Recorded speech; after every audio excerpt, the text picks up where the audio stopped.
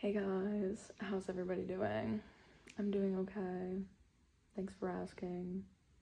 We're currently situated. Oh, that is my cord for my light. Oh, hang on. I'm gonna finagle this. There we go. Okay. I'm just hopping on here, because I have some thoughts that I would like to share. They're just real quick ones. They're just kind of like whatever, nothing burgers. But I've just been thinking about things. Usually I do a segment like this, like on my IG story. But I already did them over the weekend, so now I have to, you know, and I only have Instagram one day a week, like downloaded on my iPhone. So, or this phone, so I'm only allowed to post on it like once a week, and that's when I get all my story posting out of the way. But anyways, the first thought that I managed to come up with is, behind every leftist man there will be rape allegations, sexual assault allegations, anything like that. Any like a revolutionary male, there will always be some allegations behind him, because they don't see women, like they don't see, well, can I say that they don't see the intersectional thing? You know, they're quite reductionist, quite often, and so they'll very often just think that, you know, liberating the working class is the only thing, or like the main thing, and then women, you know, any other marginalized identities, they come second. And honestly, women usually come very last, because there is a huge tolerance for violence against women, obviously, like we all live it, we see it. But like, what brought this up for me was the Julian Assange, basically the WikiLeaks guy. I was going through I was doing a little bit of a Wikipedia deep dive while I was procrastinating doing my work, and I was talking I was reading about it, because I was reading about Snowden, and yeah, and I just find it so interesting that like behind every man is an allegation.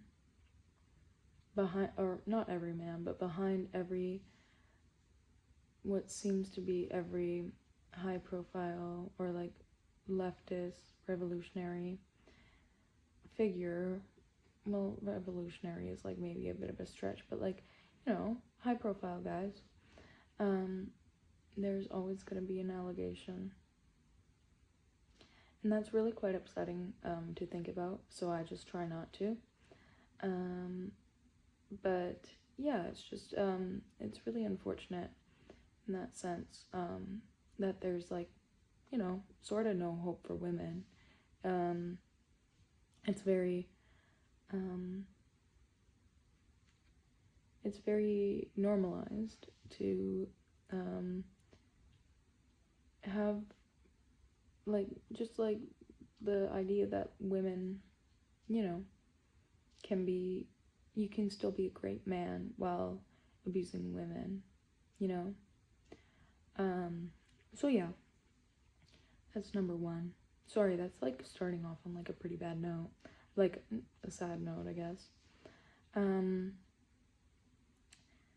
But yeah, but that kind of leads into my next point, which is basically, I had something pretty shitty happen to me about a month ago or so.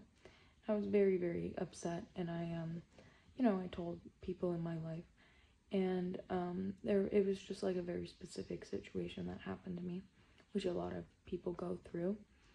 But something that I really learned from that experience is that, and something that I take great solace in, something that I've thought about like quite a bit, is that we, like, anything that you have experienced, somebody has experienced before you and they made it through, okay? Like, actually, let me draw this back to, like, I was just, like, thinking about that also in context with Augustine. Like, you know, this search for meaning, this deep, deep restlessness that you have in your own heart that you really just, like, you cannot figure it out. You're just like, oh my gosh, like, my life, like, I don't have anything that I'm working towards. Like, I don't feel content in anything. I don't, like, my heart is restless. Like, I can't figure out what I'm supposed to be doing, you know, my goal, my end thing, my soul is. Like, I just don't have it, right? Now, you're thinking about that, and you're thinking that it is the most individual experience ever. You're looking around at all your peers, and you're thinking, how does nobody else feel this deep, deep sense of, like,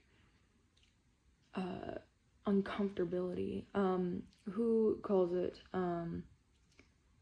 Levinas. Levinas calls it kind of, well, this is like an ethical thing, but, like, he's saying the fundamental idea that you are taking up somebody else's space.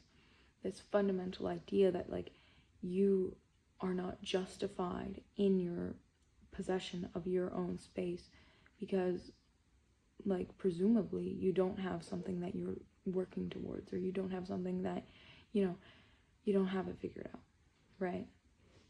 Now, for Augustine, in that respect, he couldn't figure out, you know, his religious beliefs. He couldn't figure out, you know, which way was up and which way was down. Like, he was getting caught up in all these awful, or all these, you know, false to him religions. And I think, but then eventually he finds his place in the world. He finds his solace. He finds, like, what he truly feels that he needs to do, right? And that is being a devoted follower of God, and that is working towards bringing the kingdom of heaven here on earth. That is helping the people around him. That is believing so wholeheartedly in God and just praying, right? Now, I'm not saying that that's maybe your path, but what I am saying is that he went through that, and you got through that, or you're going through that, and he made it out, and he had an amazing, like, he was so satisfied in himself because he found what he needed. He found what he was working towards. And so I think that's something that we should keep in mind. But back to, like, me, bringing this back to me, you know, I am nothing if not the I. What I'm kind of, like, after this whole thing happened to me, right? All these people came out and they were like, yeah, you know, this happened to me too. And this happened to me too. And you know what? It really sucks, but it happened to me too. And as perverse as it sounds, like, I felt I had a great solace, or, like, I felt deeply comforted by the idea that all of these people around me went through the same thing that I went through, and they're still doing fine. And they're still, you know, like, they've moved past it, and well, maybe not moved past it, but, like, they're still going, you know? And I think after that, I kind of came to terms with the fact that I just kind of have to, like, let it go, and I just, like, you know, like, there are things that will happen to people, to you, that are shitty, so fucking shitty, and they'll really suck, right? But the point of it, well, there's no point to it, obviously. Sometimes shitty things just happen, okay? But I think that the accepting that you will be okay is like maybe the most consequential thing you can ever do for yourself. Like nowadays, I'm literally like, you know, things can happen to me, but I know I'll be okay, you know? And I've kind of always had this in the back of my mind. I used to, actually, maybe I'll save that story, but just know that, like, there have been so many things that have happened to me, so many unsafe situations I've been in, and I'm still here kicking. I'm still here, and you're still here. And that's maybe, like, the main thing of it, is that, you know, you just keep going, right? Anyways, yeah. What was my third thought? And this is like just a call out to everybody. I know I sound like super hippy dippy. I look super hippy dippy right now. But you need to stretch more. You need to stretch, and you need to be able to touch your toes, and you need to be able, like, you should work towards putting your palms flat on the ground. Because that, well, famously, trauma is stored in the hips. Your hips don't lie, of course. And, like, the body keeps the score, of course. So, if we're thinking about all that together, that points me in the direction of one should stretch. Now, that may not point you in that direction, but I think that stretching genuinely, you're looser, you're more able to go with the flow, nothing affects you, nothing is so consequential that, you know, you won't survive. Yeah, just another thought that I thought I would throw out there into the ether. Oh, and then this was the last one. And this is also just hippy dippy. This is hippy dippy talk, bro. Like, sorry.